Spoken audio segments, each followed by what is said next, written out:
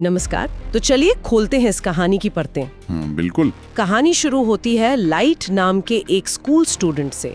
वो स्कूल में ही है जब एकदम से मौसम बदलता है, तेज हवाएं चलती हैं और आसमान से एक काली सी किताब नीचे गिरती है। उस पर लिखा था death note. Death note. Light उसे उठा लेता है कि ये कोई ऐसी वैसी किताब नहीं, देखने में काफी पुरानी लगती है, मतलब कोई प्राचीन किताब जैसी। उसने उसे अपने बैग में रख लिया और इसके ठीक बाद स्कूल के अंदर ही लाइट देखता है कि एक लड़का है जो दूसरे स्टूडेंट को धमका रहा है, मार रहा है। लाइट बीच बचाव करने जाता है तो वो बुली लड़का लाइट को ये घूंसा मार देता है। अच्छा। लाइट का बैग नीचे गिरता है और उसमें से कुछ कागज बाहर। तभी एक टीचर वहाँ आ जाती है और देखती है कि लाइट के बैग से दूसरे बच्चों का होमवर्क निकला है। ओहो। पता चलता है कि लाइट पैसे लेकर दूसरों का होमवर्क करता था। अब ये तो स्कूल के नियमों के खिलाफ था, तो उसे सजा मिलती है। एक खाली कमरे में अकेले बंद कर दिया जाता है और उसी सजा वाले कमरे में अकेले बैठे हुए लाइट को उस डेथ नोट की याद आती है। वो उसे खोलता है, उसमें कई सारे नियम लिखे हुए थे, मतलब इस किताब को कैसे इस्तेमाल करना है, उसके तरीके। स्रोत कहता है ये सदियों पुरानी किताब है।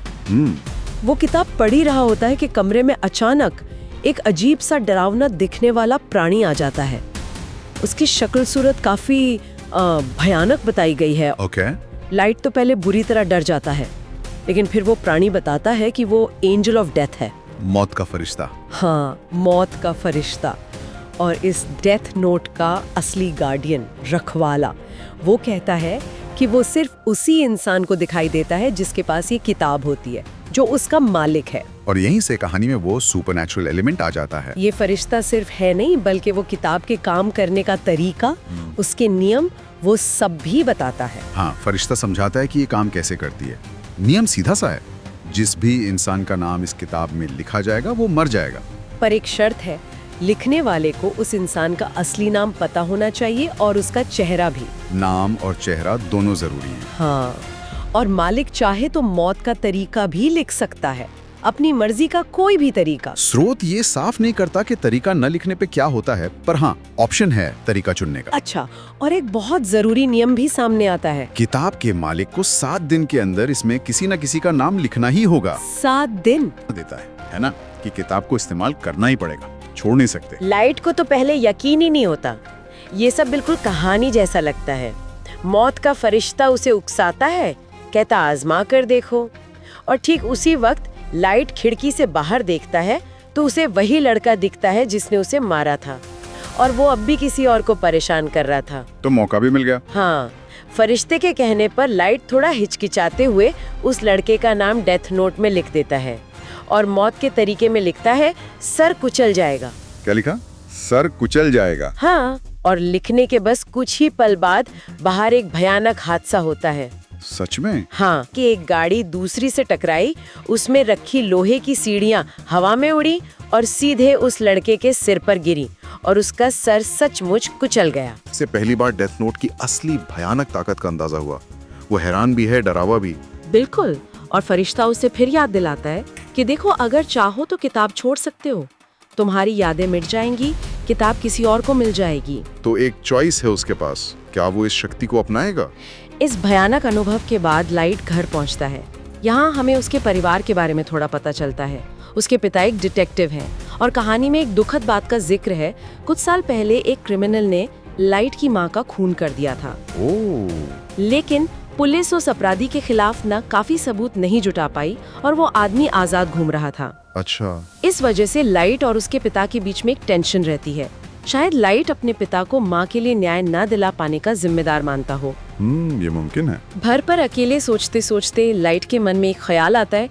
वो डेथ नोट उठाता है और अपनी माँ के कातिल का नाम उसमें लिख देता है। उसने लिख दिया? हाँ, और कहानी दिखाती है कि वो अपराधी जो कहीं अपने दोस्तों के साथ पार्टी कर रहा था, अचानक वहीं सबके सामने मर जाता है। तो ये काम कर गया।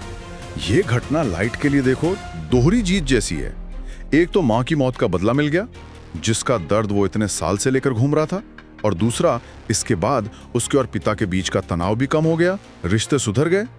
तो ये बातें डेथ नोट को रखने के लिए उसे एक बहुत पर्सनल, बहुत मजबूत वजह देती हैं। अब ये सिर्फ एक ताकत नहीं, उसके लिए न्याय और सुकून पाने का जरिया बन गया है। बिल्कुल। अब लाइट सोचने लगता है कि इस ताकत का इस्तेमाल और बड़े लेवल पर कैसे किया जाए, मतलब दुनिया से बुराई मिटाने के लिए। वो ये राज अपनी सबसे करीबी दोस्त मिया को बताता है, क्योंकि वो उस पर बहुत भरोसा करता है। मिया को बताया, ये तो बड़ा कदम था। हाँ, और जाहिर सी बात है, मिया को पहले यकीन नहीं होता। कौन मानेगा ऐसी बात? हाँ, मुश्किल है।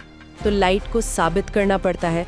वो मिया को लाइव टीवी न्यूज़ दिखाता है, जहां एक खतरनाक अपराधी के बारे में बता रहे होते हैं। लाइट उसका नाम और चेहरा देखकर डेथ नोट में लिखता है और तरीका बताता है, गाड़ी से टक्कर। अच्छा, टेस्ट केस। हाँ, और टीवी पर लाइव दिखता है कि वो अपराधी सचमुच उसी तरह सड़क पर एक गाड़ी की टक्कर से मारा जाता है। मिया ये देखकर दंग रह जाती है, उसे यकीन हो जाता है। तो यहाँ कहानी में एक और मोड़ आता है। लाइट अब अकेला नहीं है, मिया भी शामिल हो गई। ये एक तरह का साझा मिशन बन जाता है। दोनों मिलकर तय करते हैं कि वो डेथ नोट का इस्तेमाल बुरे लोगों को, अपराधियों, हत्यारों को दुनिया से खत्म करने के लिए करेंगे। उन्हें लगता है कि वो दुनिया को बेहतर बना सकते हैं, और इंटरनेट की मदद से नाम और चेहरे ढूंढना तो आसानी है। हाँ, वो लिस्ट बनाते हैं और अपराधियों के नाम लिखने लगते हैं कि किताब का मालिक मरने वाले को मौत से ठीक पहले थोड़ा कंट्रोल भी कर सकता है। शायद कोई खास काम करवा सकता है या कोई मैसेज छुड़वा सकता है। कंट्रोल भी? अच्छा। अपनी पहचान छिपाने के लिए और अपराधियों में डर पैदा करने के लिए लाइट एक नकली नाम चुनता है, किरा। हर मौत के बाद वो किसी न किसी तरह ये इशारा छोड़ देता है कि ये किरा का काम है। उसका मकसद है कि अपराधी किरा के नाम से डरें और जुर्म करना बंद कर दें। एक सिंबल बनाना। हाँ, और ये खबर तो जंगल की आग की तरह फैलती है। दुनिया भर में चर्चा है कि ये किरा कौन है जो सिर्फ अपराधियों को मार रहा है। कुछ लोग तो किरा के फैन बन जाते हैं। उन्हें लगता है किरा वो काम कर रहा है जो कानून नहीं कर पा रहा, दुनिया साफ कर रहा है। ये बहुत दिलचस्प पॉइंट है। एक तरफ लोग हैं जो किरा को हीरो मान रहे हैं, दूसरी तरफ कानून है जिसके लिए किरा एक सीरियल किलर है, चाहे उसका निशाना कोई भी हो। ये न्याय की परिभाषा पर ही सवाल उठा देता है ना। क्या इरादा नेक हो तो कानून हाथ में लेना सही है? और क्या लोगों का सपोर्ट किसी गलत काम को सही बना देता है? यहाँ नैतिकता के कई सवाल खड़े होते हैं। हाँ बिल्कुल, और जाहिर है पुलिस और सरकारें किरा को रोकना चाहती हैं, लेकिन कोई सुराग ही नहीं मिलता। मौतें ऐसी होती हैं कि कोई पैटर्न पकड़ना मुश्किल है, कोई सबूत नहीं है। इसलिए इस केस को सुलझाने के लिए दुनिया के सबसे बेहतरीन लेकिन बहुत रहस्यमयी जासूस एल को बुलाया जाता है। एल? एल की काबिलियत सब जानते हैं, पर उसका असली नाम या चेहरा किसी ने नहीं देखा। वो हमेशा पर्दे के पीछे से काम करता है। हाँ, उसका ये स्टाइल है। एल बहुत तेज दिमाग वाला है। वो जांच शुरू करता है और अपनी टीम में लाइट के पिता को भी शामिल कर लेता है, क्योंकि वो एक अनुभवी डिटेक्टिव है। अच्छा, लाइट के पिता भी एल की टीम में? एल के आने से लाइट और मिया के लिए खेल अब बहुत ज्यादा खतरनाक हो गया है। एल बहुत जल्दी चीजों को जोड़ने लगता है। उसे शक होता है कि किरा को पुलिस के सीक्रेट डेटा तक पहुंच मिल रही है, तभी उसे इतने अपराधियों के नाम और चेहरे पता है। सही बात है। क्या लाइट अपने पिता के जरिए जानकारी ले रहा है? एल इतना स्मार्ट है कि वो शक के आधार पर ही लाइट पर नजर रखने के लिए अपने एक एजेंट को उसके पीछे लगा देता है। लाइट को पता चल जाता है कि कोई उसका पीछा कर रहा है। ओहो, और यहीं से चीजें बदलती हैं। बिल्कुल। मिया इस ताकत को लेकर ज्यादा उत्साहित है, या कहें कि उसके इरादे ज्यादा खतरनाक लगते हैं। वो लाइट को पुश करती है और कड़े कदम उठाने के लिए। लाइट अब भी वो सही गलत के दायरे में फंसा है, भले ही उसका तरीका वो खुद ही सवालों के घेरे में है। और मिया के लिए ये शायद एक गेम है, एक पावर ट्रिप। जासूस एल जो कीरा को ढूंढ रहा है, कीरा यानी लाइट का छुपा हुआ नाम। मिया के लिए वो बस एक रोड़ा है, रास्ते का पत्थर जिसे हटाना है। बिल्कुल। और लाइट का वो FBI एजेंट्स को मारने से हिचकना वो दिखाता है कि वो अभी पूरी तरह से गिरा नहीं है। मतलब निर्दोषों को मारने से वो कतरा रहा है अभी भी। हाँ, मिया ने तो सीधे कहा था सबके नाम लिख दो नोटबुक में, जितने भी एजेंट्स जांच कर रहे हैं, ताकि बाकी लोग डर जाएं, केस बंद हो जाए। कितनी निर्मम सोच है। बिल्कुल, लेकिन लाइट इसके लिए तैयार नहीं हुआ। उसे लगा कि ये उसके मकसद से भटकाऊ है। तो मिया को माननी पड़ी उसकी बात। लेकिन यहाँ ये साफ हो गया कि दोनों के बीच वो शक्ति का संतुलन कितना नाजुक है। उनके रास्ते कभी भी अलग हो सकते हैं। और इसी बीच एल भी चुप नहीं बैठा है, वो अपनी जासूसी दिमाग चला रहा है। हाँ, वो ये पता लगा लेता है कि किरा सिर्फ उन्हीं लोगों को मार पा रहा है जिनके चेहरे और नाम मतलब पब्लिक में आए हैं, जैसे टीवी न्यूज पर। सही, ये बहुत बड़ी खोज थी एल के लिए। इसका मतलब था कि किरा को मारने के लिए चेहरा देखना जरूरी है, नाम के साथ। इससे किरा की पहचान का दायरा थोड़ा सिमट गया। हाँ, और एल की इस कामयाबी की वजह से और शक से बचने के लिए भी लाइट को कुछ टाइम के लिए हत्याएं रोकनी पड़ती हैं। ये एल की पहली, कह सकते हैं, मनोवैज्ञानिक जीत थी। लेकिन फिर कहानी में एक बड़ा ट्विस्ट आता है। अचानक खबर आती है कि वो सारे एफबीआई एजेंट्स जिनकी जान लाइट ने बचाई थी, वो सब एक बिल्डिंग से कूदकर आत्महत्या कर लेते हैं एक साथ। ये चौंकाने वाला था बहुत ज्यादा, क्योंकि लाइट ने तो उनके नाम लिखे नहीं थे। तो सवाल ये था कि फिर ये किसने किया? क्या कोई और है जिसके पास डेथ नोट है? हाँ, ये रहस्य कहानी में एक नया खतरा ले आता है। अब तक किरा सिर्फ अपराधियों को मार रहा था, तो समाज का एक हिस्सा वो उसे एक तरह का हीरो मानने लगा था, कोई मसीहा जो कानून के बाहर जाकर न्याय कर रहा है। लेकिन इन एजेंट्स की मौत के बाद ये सोच पूरी तरह बदल गई। हाँ, अब किरा पुलिस वालों को, जांच अधिकारियों को निशाना बना रहा था। वो हीरो से विलेन बन गया, एक खतरा। हाँ, एक बेरहम खतरा जो किसी को भी मार सकता है। ये वो पॉइंट था जहां पब्लिक की राय बदली। किरा का खतरा ज्यादा रियल लगने लगा। लाइट खुद भी इस बात से बहुत परेशान हो जाता है, क्योंकि ये उसकी प्लानिंग का हिस्सा नहीं था। उसे लगता है कि चीजें बहुत हाथ से निकल रही हैं। हाँ, कहानी में जिक्र है कि वो नोटबुक के रखवाले उस शिनिगामी से पूछता है, वो मौत का फरिश्ता। अच्छा। और वो साफ कह देता है कि ये काम उसका नहीं है, नाम किसी और ने लिखे हैं। ये लाइट के लिए और भी चिंता की बात थी। कोई और भी है जो इस ताकत का इस्तेमाल कर रहा है, और शायद उसके इरादे लाइट से भी ज्यादा बुरे हों। माहौल बहुत तनाव भरा हो जाता है, और इसी बीच लाइट के पिता, जो पुलिस में है और केस में शामिल भी हैं, हाँ, वो टीवी पर आते हैं और सीधे किरा को चुनौती देते हैं। कहते हैं कि निर्दोषों को मारना बंद करो, हिम्मत है तो सामने आओ। यहाँ तक कि कहते हैं कि मुझे मार कर दिखाओ। साफ कहता है वो मेरे डैड हैं।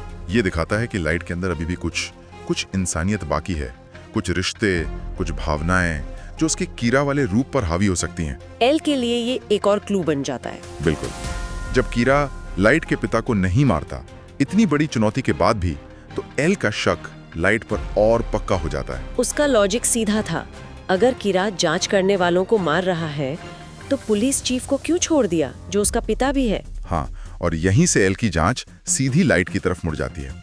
एल की तर्क शक्ति कमाल की है इसमें। हाँ, वाकई वो सारे बिखरे हुए टुकड़ों को जोड़ लेता है और फिर वो सीधे लाइट से मिलने जाता है। ये आमना सामना, ये बहुत महत्वपूर्ण था। बिल्कुल, एल सिर्फ मिलता नहीं, वो जानबूझकर अपना चेहरा दिखाता है लाइट को, ये जानते हुए कि कीरा को मारने के लिए चेहरा चाहिए। ये एक तरह का साइकोलॉजिकल मूव था। हाँ, शायद लाइट को उकसाने के लिए या उसकी प्रतिक्रिया देखने के लिए। वो लाइट से कहता है कि ये सब बंद कर दो, लेकिन लाइट वो उसकी चेतावनी को हवा में उड़ा देता है। शायद उसे लगता है कि एल के पास कोई सबूत नहीं है। हो सकता है, या शायद उसका अहंकार। लेकिन अब लाइट के सामने एक नई मुश्किल है। एल का चेहरा पता है, पर असली नाम नहीं।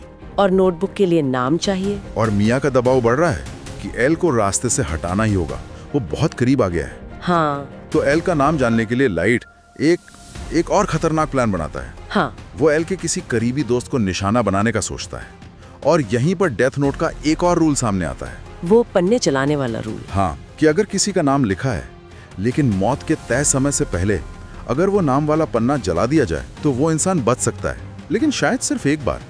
कहानी में ऐसा कुछ है। हाँ, ये नियम कहानी में एक और नैतिक पेच डालता है। क्या बुरे तरीके अच्छे नतीजे को सही ठहरा सकते हैं? लाइट का इरादा तो यही लगता है, दोस्त को कंट्रोल करो, नोटबुक से उसे एल का असली नाम पता करो, और फिर पन्ना जलाकर दोस्त को बचा लो। प्लान तो चालाकी भरा है, पर इसमें रिस्क बहुत है, और ये लाइट को नैतिक रूप से और नीचे गिराता है। अब वो निर्दोषों को भी हथियार की तरह इस्तेमाल करने को तैयार है, सिर्फ अपनी जान बचाने के लिए। तो वो अपने प्लान पर काम शुरू करता है, एल के दोस्त को काबू करता है, उसे एल के पुराने रिकॉर्ड्स ढूंढने भेजता है, जहां उसे लगता है कि एल का असली नाम मिल जाएगा। दूसरी तरफ एल को पता चलता है कि उसका दोस्त गायब है, और उसका शक फौरन लाइट पर जाता है। उसे समझ आ जाता है कि लाइट उसका नाम जानने की कोशिश कर रहा है। हाँ, वो लाइट के घर की तलाशी भी लेता है, पर उसे कुछ नहीं मिलता, क्योंकि मिया वो पहले ही नोटबुक वहां से हटा चुकी थी। और एल और लाइट के बीच ये चूहे बिल्ली का खेल और तेज हो गया है। बिल्कुल। और फिर कहानी अपने क्लाइमैक्स पर पहुंचती है। एल का दोस्त रिकॉर्ड्स ढूंढ लेता है। वो लाइट को फोन करता है। एल का नाम बताने वाला होता है।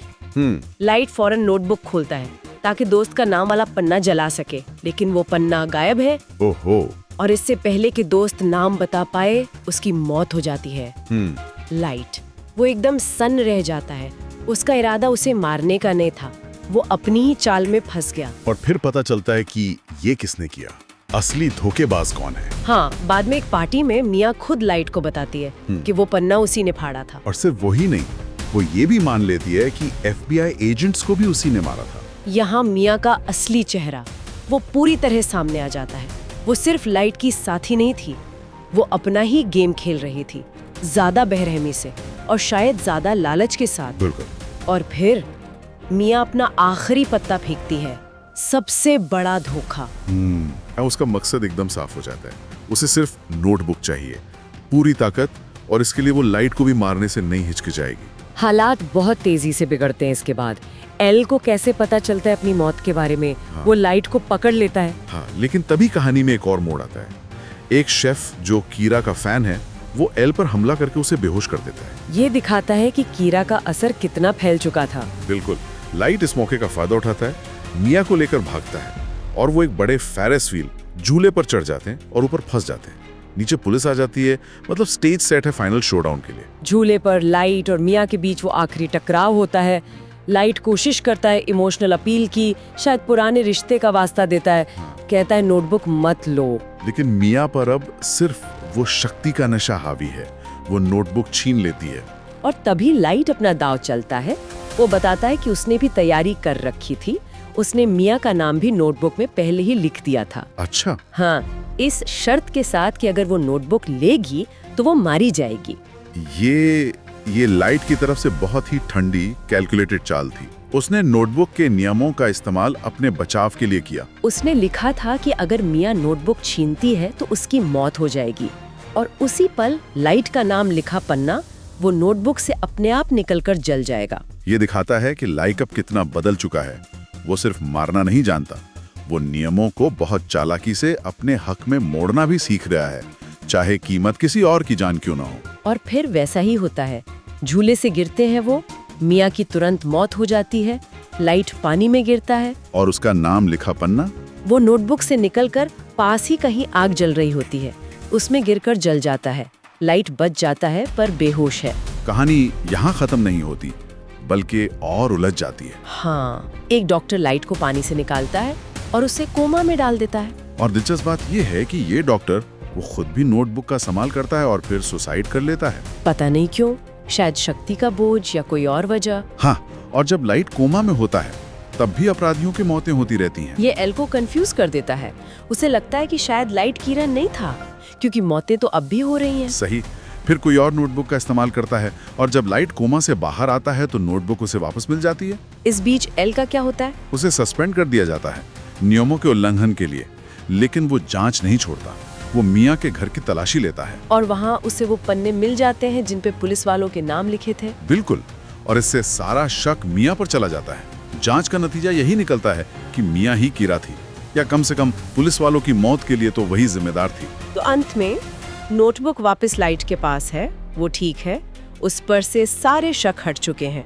दुनिया की नजर में वो एक नॉर्मल स्टूडेंट है। हाँ। लेकिन कहानी का जो आखिरी मैसेज है वो बहुत अहम है।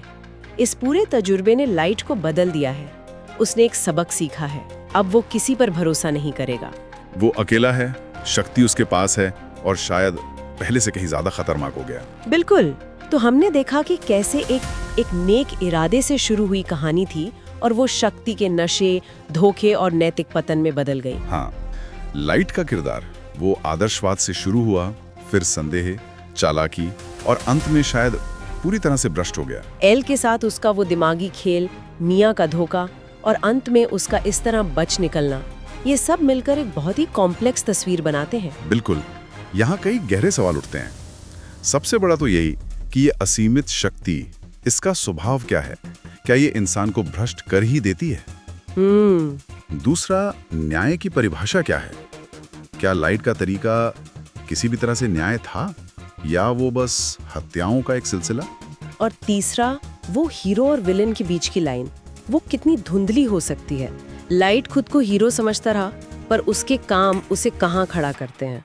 सही बात है। ये कहानी हमें सोचने पर मजबूर करती है। अंत में एक सवाल मेरे मन में आ रहा है, जब ऐसी ताकत जो लगभग भगवान जैसी है इंसान के हाथ में आती है तो उसका अंजाम क्या होता है, और ये कौन तय करेगा कि न्याय कैसा दिखना चाहिए।